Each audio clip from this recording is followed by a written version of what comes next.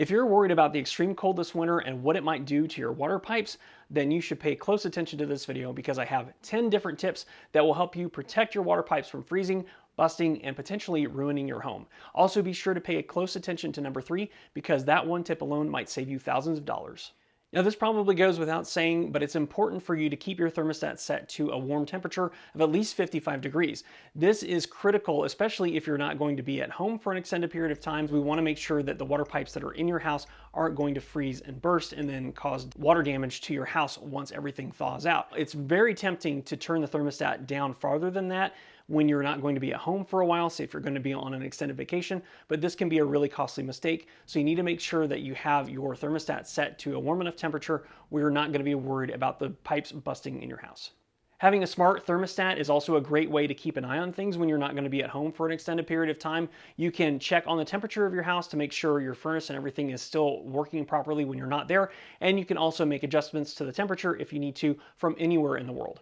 Another great option for heat is to leverage space heaters. Now, this can be really great if you have an area of your house that's typically colder than other areas and you know that there are pipes in the ceiling or in the walls. Areas like a bedroom or a bathroom, for example, especially if you've had issues with that area before, or if you know that you're going to have extremely cold temperatures coming up and you want to make sure everything is fine in your house. Now, the big downside to space heaters is that they pose an additional fire risk for your house, so you want to make sure that you don't leave these unattended. So you can't leverage space heaters, for example, if you're going to be away from your house, especially if you're going to be on vacation. Obviously, you don't want to trade water damage for fire damage. That's probably worse. As far as options that don't involve heat, there are a lot of different things you can do to protect your water pipes.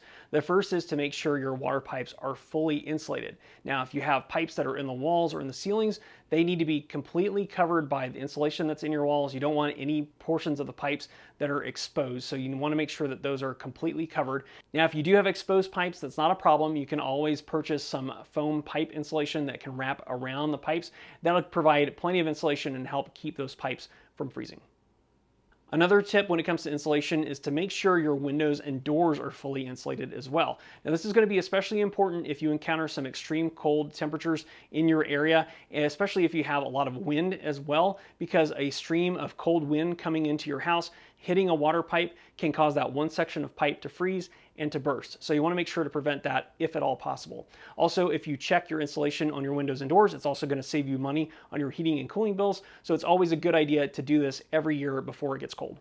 Another really big mistake I see a lot of people make, and I'm including myself in this, is to not do a really good job of making sure garden hoses are disconnected from the outdoor faucets. So if you don't make sure everything is disconnected from your outdoor faucets, you run a really high chance of that freezing and causing problems, especially once you have a really hard freeze. You might have some really big issues that you have to address once things warm up again. So a good rule of thumb is to make sure everything is disconnected before it gets cold for the winter, and to also check and make sure everything is disconnected periodically throughout the winter as well. Especially if you live in an area of the country where it gets warm and cold throughout the year, you might encounter an issue where someone hooked up a water hose when it was nice outside and then it got cold again. No one checked to disconnect the water faucet and you have a problem. So it's always a good rule of thumb to check that periodically throughout the winter.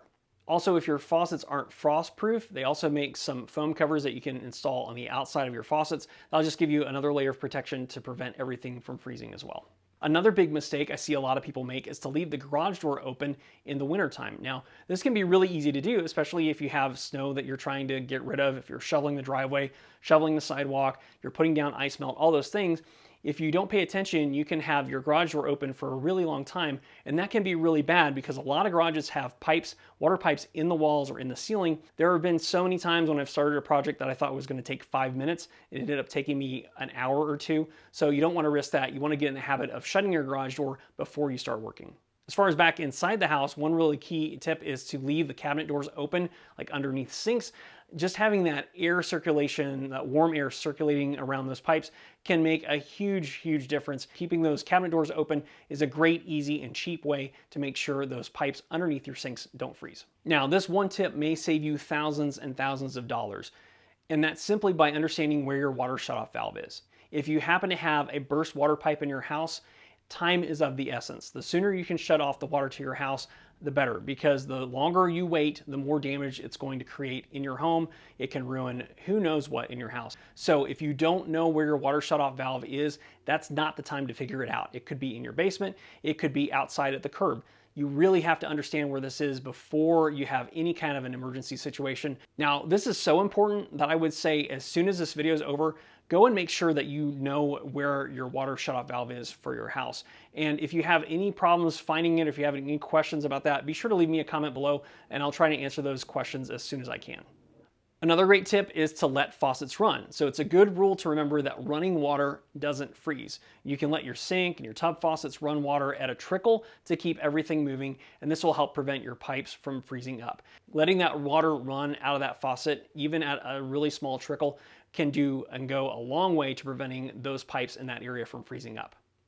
Now, my number one tip to help make sure your water pipes in your house don't freeze, especially when it gets really, really cold outside, is to simply change your thermostat setting on the fan from auto to on. Now, this is going to make the fan in your furnace run 24/7, but what this is also going to do is it's going to make sure all the air in your home circulates properly, and it's going to help eliminate any cold spots in your house. Now, if you've been paying close attention, you know a lot of these tips are about eliminating cold spots in your house. So by leveraging the whole house fan in your furnace, you're going to help make sure the temperature in your house, all the air temperature in your house, is as even as possible.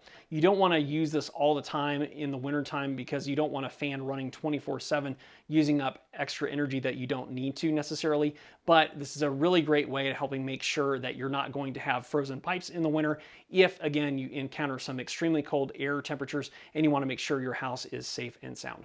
Well, hopefully that helps you. If it did, be sure to hit that like button, and also don't forget to check out this other video that I'll have here for some additional tips.